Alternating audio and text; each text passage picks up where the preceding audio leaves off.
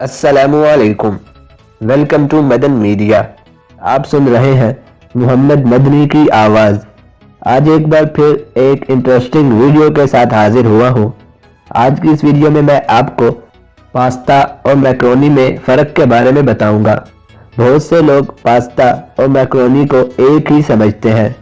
Video को पूरी देखिएगा। तो शुरू करते हैं अपनी आज की वीडियो।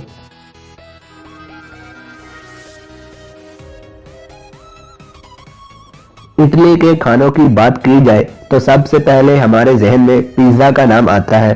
यकीनन ये सबसे मकबूल तरीन डिश है और इसे हर कोई पसंद करता है, लेकिन इसके अलावा भी इटली के मशहूर खाने हैं जिनमें एक पास्ता भी है।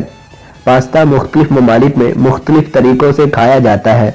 हर खित्ते में पास्ता की शक्ल और साइज़ मुख्तलिफ होते हैं। अगर बात करें पास्ता की तो पास्ता एक आम इटालियन डिश है जिसे गंदम के आटे, अंडे और पानी की मदद से तैयार किया जाता है।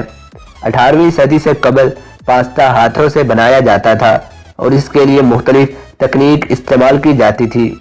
आपको जानकर हैरानी होगी कि पास्ता की 600 शक्लें और 1300 नाम हैं।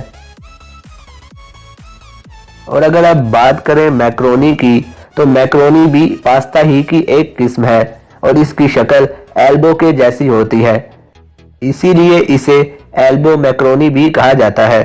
ये खुश्क पास्ता होता है और दिलचस्प बात यह है कि मैक्रोनी को 80 की दहाई के आगाज तक पास्ता शुमार नहीं किया जाता था। तो ये थी मेरी आज की एक मुख्तसर सी वीडियो। उम्मीद करता हूँ आपको इससे कुछ ना कुछ जानने को ज़रूर मिला होगा।